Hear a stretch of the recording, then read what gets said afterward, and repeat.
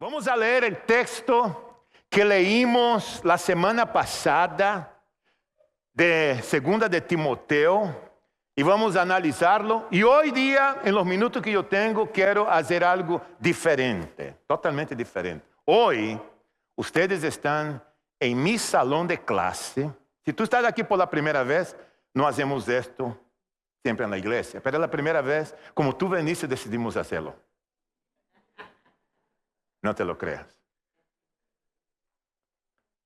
Hoy yo soy el maestro, ustedes son los estudiantes y estás en un salón de clase. Y voy a permitir que tú participes porque te voy a hacer preguntas. No se vale ir al baño. Quédate ahí. No es pregunta individual, es para el grupo. Pero vamos a leer y vamos a ver si podemos interpretar ese texto que leímos la semana pasada, de una manera tan sencilla, tan práctica, tan fácil, lo vamos a hacer. ¿Cuántos de ustedes que están acá son de la época cuando no había el famoso GPS y tú tenías que usar el mapa para moverte en un lugar? Déjame ver las manos. Ok, algunos somos de esta época. Ahora, la cosa más increíble, vivíamos en Arizona, íbamos a viajar a un lugar. Yo péssimo para ler mapa, Simone ni hablar, yo manejando, ella con el mapa en la mano. ¿Y tú crees que llegábamos al lugar? Teníamos que detener en la gasolinera y preguntar. Una pregunta, por favor. ¿Usted sabe dónde queda y la persona está hablando y uno está tomando nota? ¿Sí o no? ¿Quién de ustedes se identifica conmigo? Tomando nota. There we go. Tomaba nota para poder llegar. Cuando llegamos aquí al sur de la Florida, no conocíamos nada, la salida. Entonces ya era, todavía el GPS estaba más o menos por ahí, pero era preguntando. Pero cuando tú ya estás en la ciudad, después de tanto tiempo ir a un lugar, tú te memorizas el lugar, tú podías ir a la casa de algunos hermanos sin GPS porque tú has ido tantas veces. Y además, muchos de ustedes llegaron hoy aquí a la iglesia manejando de memoria, porque ya han venido varias veces, aunque los nuevos usan el GPS. Cuando se trata de estudiar la Biblia, te pasa lo mismo. Vas a abrir, te vas a perder. Y vas a ir para un lado y vuelve para el otro, no entiende lo que está ahí, y te dicen, abre tu Biblia en Hechos capítulo 5. Ahí tú empiezas en Génesis. Hechos 5.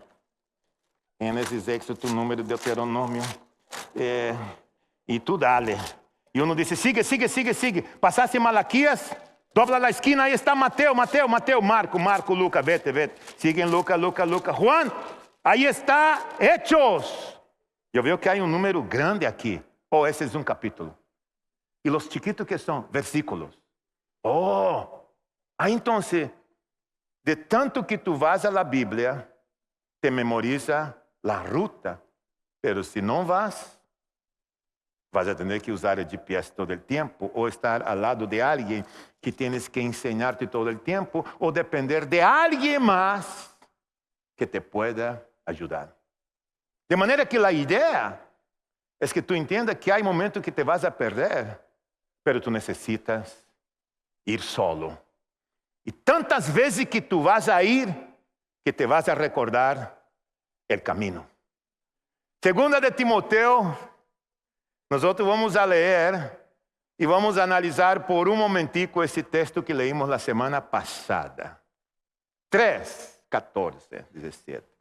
Pero tú permanece firme en lo que has aprendido, de lo que el cual estás convencido. Míralo bien lo que dice la Biblia. Pues sabes de quiénes lo aprendiste. Desde tu niñez conoces las sagradas escrituras que pueden darte la sabiduría necesaria para la salvación mediante la fe en Cristo Jesús. Toda la escritura es inspirada por Dios y útil para enseñar, para reprender, para corregir y para instruir en la justicia, a fin de que el siervo de Dios esté enteramente capacitado para toda y buena obra. Muy bien, alumnos de la clase de las 10:30 de la iglesia familiar, toma tu cuaderno o tu programa, tu lapicero, y vamos entonces ver cómo nosotros podemos, a través de 4 pasos prácticos, aunque sea entender lo que leemos. Antes de entrar a leer, de investigar, la primera cosa que tú tienes que pensar es acerca de tu corazón. ¿Dónde está mi corazón? ¿Ok? Tú tienes que pensar, ¿dónde está mi corazón? ¿Con qué intención yo voy a leer la Biblia? ¿Estoy yo dispuesto a poner en acción lo que yo voy a leer? Ahí tú puedes también decir así: Señor, limpia mi corazón, purifícame mientras voy a leer tu palabra. Pide al Espíritu Santo que pueda vivificar. Si hay algo en tu vida que va a estorbar esa lectura, pídele perdón a Dios. Primera cosa es asunto del corazón. ¿Dónde está tu corazón? ¿Cuál es tu motivación? Es lo primero. Antes de preguntar para qué sirve, que no entiendo nada, no. Eres tú, Dios, el Espíritu Santo, sin teléfono celular, sin computadora, en un lugar donde tú puedes estar, aunque sea 10 minutos solo, para leer la palabra. Señor, háblame mientras leo tu palabra. Ayúdame, Espíritu Santo, mientras leo tu palabra. Yo creo que todos nosotros deberíamos de orar el Salmo 139, los versos 23 y 24, cuando el salmista dice: examíname, oh Dios, y conoce mi corazón. Ve si hay algún camino impuro en mi vida ahora mismo. Examíname, oh Dios. Cuando tú hagas esto, tú ya tienes el texto, en nuestro caso es 2 de Timoteo, y ahí entonces tú tienes que contestar esa pregunta: ¿qué ves? ¿Qué es lo que tú ves en el texto? ¿Lo tienes ahí? Vamos a poner en la pantalla para que tú escribas. ¿Qué ves? ¿No? ¿O qué observas? ¿Qué es lo que tú puedes observar? Ahora, el problema, ¿sabe cuál es el problema? Cuando tú dices, ¿qué ves? ¿Sabe lo que quiere hacer la persona? Quiere interpretar. Ella empieza a ver lo que no está en el texto. Yo creo, yo me imagino, yo siento que el texto quiere decir es, no. ¿Qué es lo que tú ves? Y cuando tú ves, tú puedes ver nombre de personas, nombre de lugar. Lo que tú ves es la observación, lo que estás observando en el texto. Por ejemplo, vamos a colocar aquí en la pantalla, porque estamos en la clase. Y mis queridos estudiantes, en este versículo que está aquí, el 14, pregunto a ustedes, dígame, yo te preguntara, ¿qué ves en ese versículo? ¿Qué es lo que tú puedes ver? Colocando en otras palabras, ¿qué es lo que tú ves?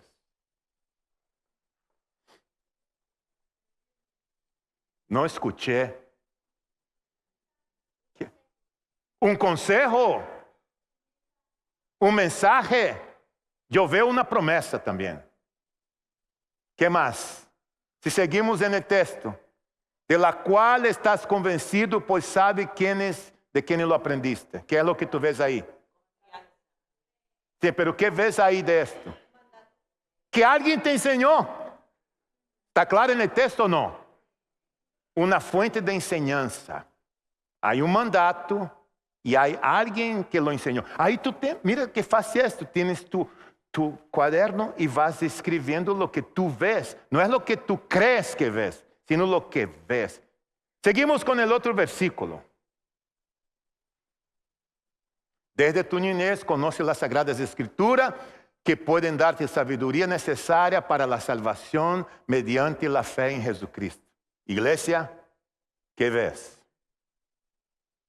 ¿Qué observas? Yo observo que las Sagradas Escrituras me da sabiduría ¿para qué? ¿Está claro en el texto? ¿Tú ves cómo está fácil? No es lo que yo pienso, es lo que está en el texto, literalmente. Seguimos otro versículo más. Toda escritura es inspirada por Dios y útil para enseñar, para reprender, para corregir y para instruir. Pregunto a ustedes, iglesia, ¿para qué sirven las escrituras?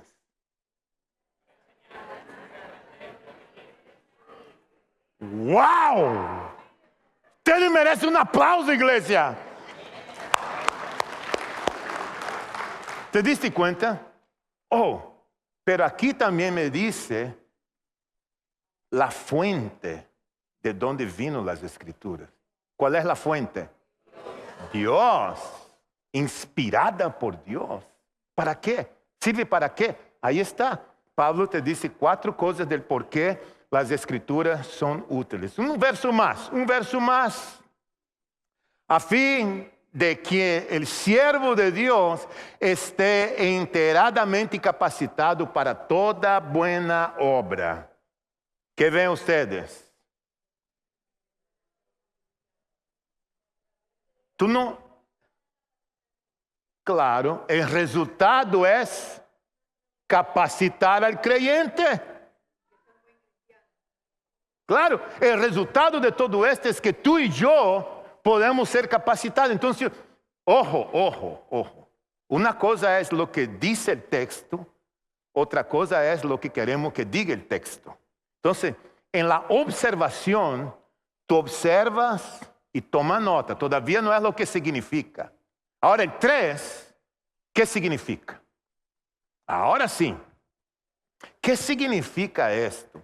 Y hemos hablado aquí, mis estudiantes, que cuando uno piensa en lo que significa, te voy a repetir otra vez, que no está en la pantalla, tú puedes tomar nota. Cuando tú leas la Biblia, tú tienes que preguntar así: ¿qué significaba esto para ellos?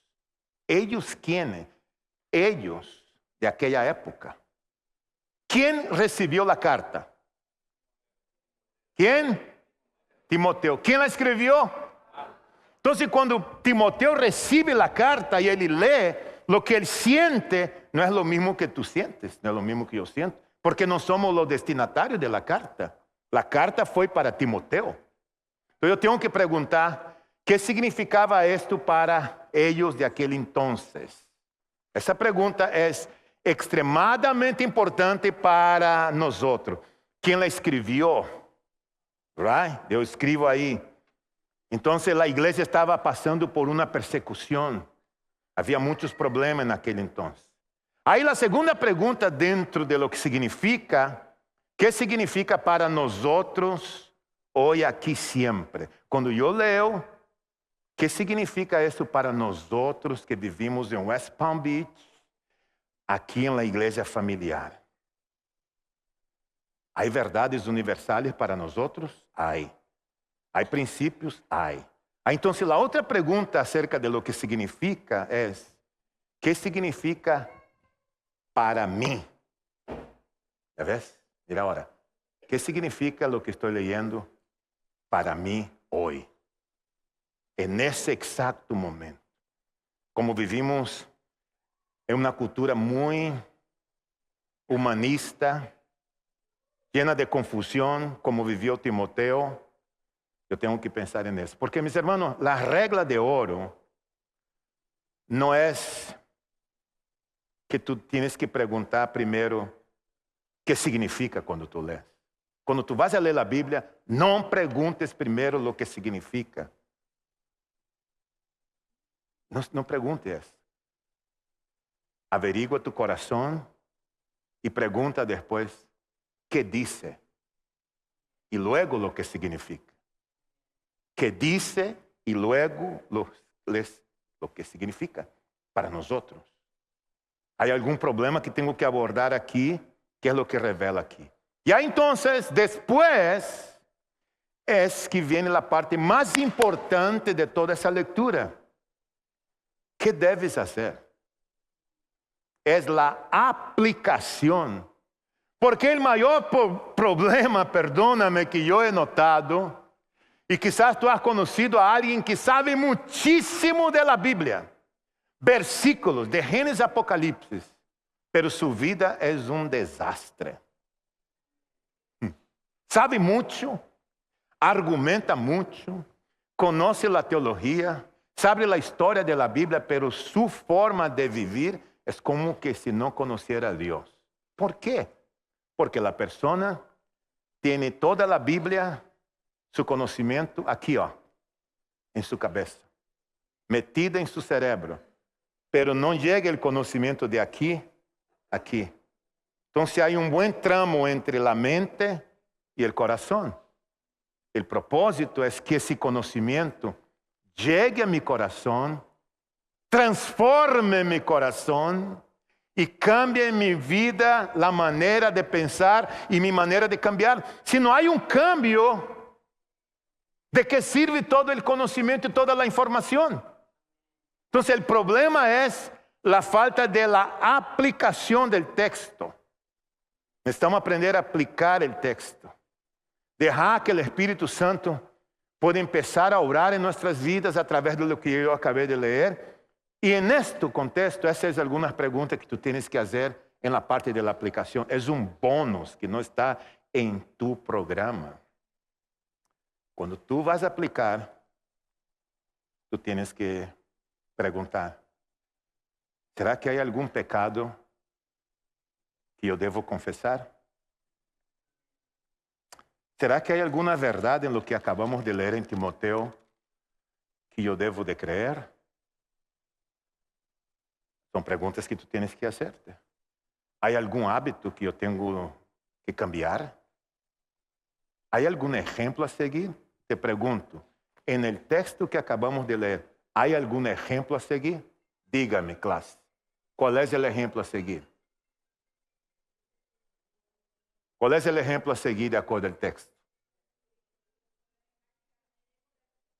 Ok, poner en práctica, pero de acuerdo al texto. El texto que leemos. Cuando tú lees el texto, ¿cuál es el ejemplo que debemos de seguir de acuerdo al texto? El evangelizar no aparece en el texto. Yo estoy hablando del texto, no lo que no está en el texto. De acuerdo al texto, ¿cuál es un ejemplo que deberíamos de seguir? Leer la Biblia. Dejar que la Biblia pueda confrontarme a mí. ¿Verdad? Permanecer en la Biblia. Timoteo, permanece en lo que tú has. Entonces, cuando yo aplico es, Da Silva, permanece en lo que tú sabes. Deja que la Biblia te limpie. Ella te está confrontando, abandona tu pecado. Entonces yo tengo que tomar esto y aplicar. No puedes empezar con la aplicación. La aplicación es hasta al final. Tú empiezas con el corazón rendido a Dios. Haz las preguntas que hay que hacer y empieza en el proceso. La semana pasada yo había dicho acá que leer la Biblia sin obedecer endurece el corazón. Y yo mismo estuve pensando en esto toda la semana. ¿Cuántas personas nosotros conocemos que han leído y conocen la Biblia, pero tienen un corazón duro? Triste, ¿no? Ahí yo me he preguntado, ¿por qué? Porque no aplican lo que conocen a su vida cotidiana. Iglesia, la palabra de Dios es poderosa. Más poderosa que cualquier psicólogo, cualquier consejero, cualquier psiquiatra. Es la palabra de Dios que transforma tu vida. Y solo va a suceder esto cuando tú estés leyendo y dejando que el Espíritu Santo de Dios pueda obrar en tu corazón y tú empiezas a aplicar la palabra. El mayor desafío es vivir lo que conocemos de la palabra de Dios. Entonces yo pregunto, cuando voy a leer, ¿dónde está mi corazón? ¿Qué veo? ¿Qué significa? ¿Qué debo hacer? Vamos a orar. Padre, te damos gracias porque tu palabra es la verdad. Tan poderosa. Tu palabra eres tú mismo hablando a nosotros, revelándote a nosotros. Y a veces queremos que otros nos den de comer. Y a veces dependemos del conocimiento de otros. Ayúdanos como hijos de Dios a aprender a alimentarnos por nosotros mismos. No queremos pasar toda nuestra vida siendo bebés en la fe, tomando la pura leche. Queremos comer la comida sólida que está en tu palabra. Gracias por tu iglesia. En el nombre de Jesús. Amén.